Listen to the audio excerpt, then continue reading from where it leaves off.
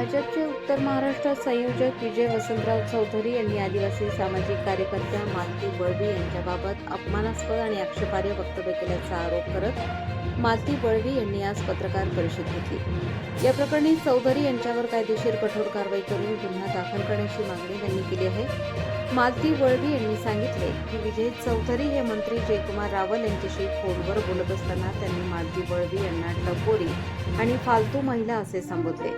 या संभाषणाची audio clip social मीडियावर व्हायरल झाली आहे। पत्रकार परिषदेत बोलताना मालती बळवी म्हणाल्या, गेल्या अनेक वर्षांपासून मी आदिवासी समाजासाठी काम करते आहे। राज्य, राष्ट्रीय आणि आंतरराष्ट्रीय स्तरावर आदिवासी समाजाचे प्रतिनिधित्व केले आहे।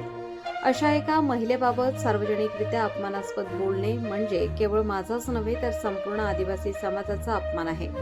एकीकडे महिलांना सन्मान देण्याच्या गप्पा मारल्या जातात, तर दुसरीकडे भाजपाच्या जबाबदार पदावरील नेत्याकडूनच अशा प्रकारचे वक्तव्य होते, याकडे त्यांनी लक्ष वेधले।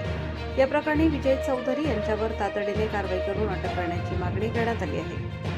व्हायरल ऑडिओमुळे जिल्ह्याच्या राजकीय वर्तुळात खळबळ उडाली असून भाजप नेत्याच्या वक्तव्याचे सर्वत्र पडसाद उमटत आहेत।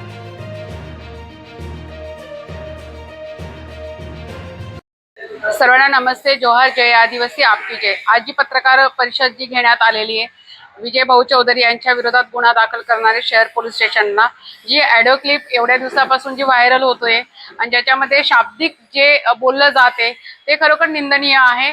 नंदुरबार जिल्ह्याची गरिमा ही कुठेतरी महाराष्ट्र लेवलला एकदम गंदी चालली गेलेली आहे। जो महाराष्ट्र व नंदुरबार जिल्हा हा आदिवासी जिल्हा ओळखणारा जिल्हा आहे। त्याच्यामध्ये सर्व कोणत्या पण समाजाची महिला असो मान सन्मान देणारा जिल्हा आहे। पण आज इथं बीजेपीचा जो महामंत्री आहे, समन्वयक जो आहे उत्तर महाराष्ट्राचा, त्याच्या ऑडिओ क्लिपने दिसून राहिलेल्या का महिलांबद्दल, आदिवासी समाजाबद्दल, वेगवेगळ्या समाजांबद्दल, महिलांबद्दल त्याचे जे वक्तव्य ते खूप गंदे आहे। त्यामुळे ही पत्रकार परिषद घेतलेली आहे आणि याच्यावर सखोल चौकशी व्हावी आणि गुन्हा दाखल व्हावा आणि त्यानंतर लवकरात लवकर अटक होण्यात यावी हीच विनंती करणार आहे।